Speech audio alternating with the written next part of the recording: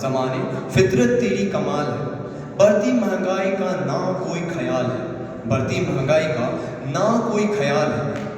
जो दिन भर पसीना बहाते हैं उन मजदूर की मजदूरी पर सवाल है।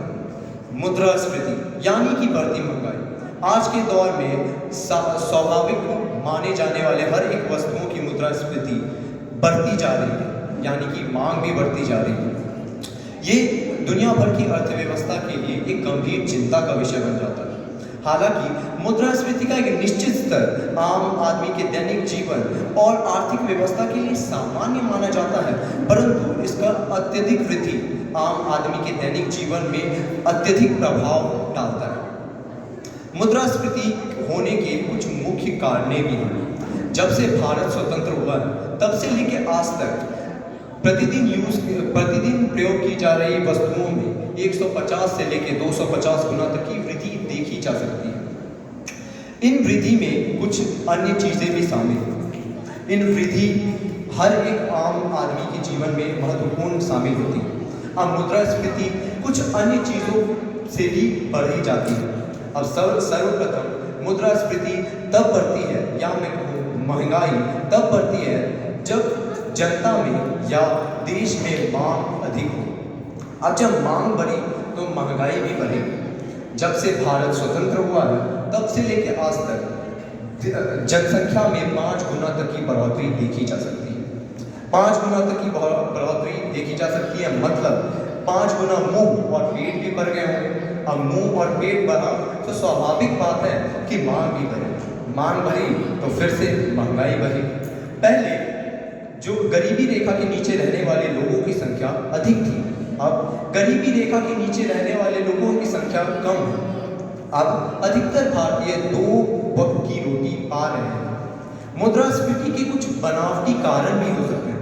वह बनावटी कारण कुछ इस प्रकार है कि जैसे रोजमर्रा की सामग्रियां जैसे कपड़े और वस्तुओं में धीरे धीरे बढ़ोतरी, चिकित्सक सेवाओं और स्वास्थ्य संबंधी सेवाओं में भी बढ़ोतरी देखी जा सकती है।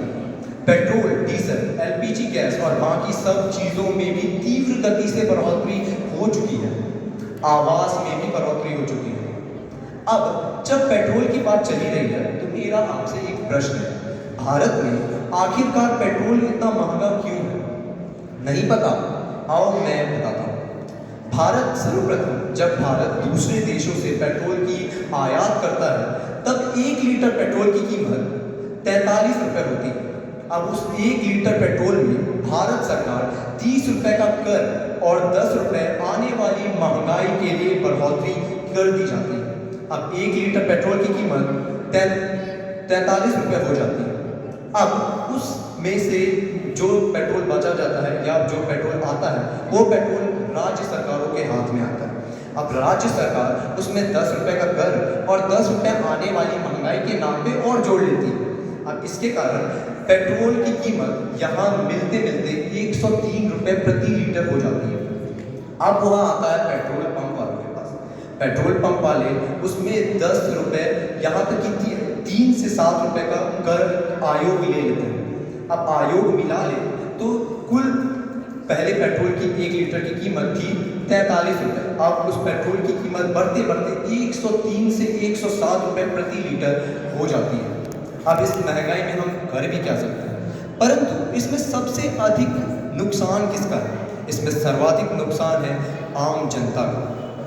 आम जनता में कुछ महंगाई के विभिन्न प्रकार भी देखे जा सकते हैं, जैसे कि बच्चों को सही शिक्षा ना ही मिल पाना, बच्चों को 2 वक्त की रोटी ना मिल पाना, लोग एक शहर से दूसरे शहर चले जाते हैं, महंगाई बढ़ना और गरीबी भी बढ़ जाती है। ये कुछ बनावटी कारण हैं मुद्रास्फीति के। अब मुद्रास्फीति को रोका कैसे जा सकता है? मुद्रास्फीति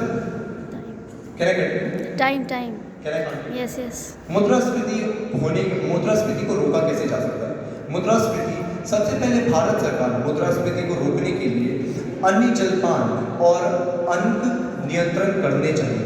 अंक नियंत्रण से किन चीज़ों के दाम बढ़े हैं और किन चीज़ों के दाम घटे हैं उन पे नियंत्रित किया जा सकता है। हमारा इसमें सहयोग है कि हम संयम से काम और इसमें भारत सरकार का सहयोग करें। हाँ, मानता हूँ ये एक दिन में नहीं होगा, परंतु एक दिन जरूर होगा। हम 140 करोड़ भारतीय जब एकजुट हो जाएं तो क्या नहीं कर सकते। हमने एकजुट होकर जब अंग्रेजों को भगा दिया तो यह महंगाई किस खेत की हो गई। अंत में मैं अपने शब्दों को यह कहकर विराम देना चाहता हूँ कि महंगाई, देश भर में महंगाई जिस प्रकार बढ़ रही है, देश के लोग वंचित हैं महंगाई से, देश के लोग वंचित हैं महंगाई से, पर महंगाई बढ़ती ही जा रही है। देश के लोग महंगाई से वंचित हैं पर महंगाई बढ़ती जा रही है। धन्यवाद।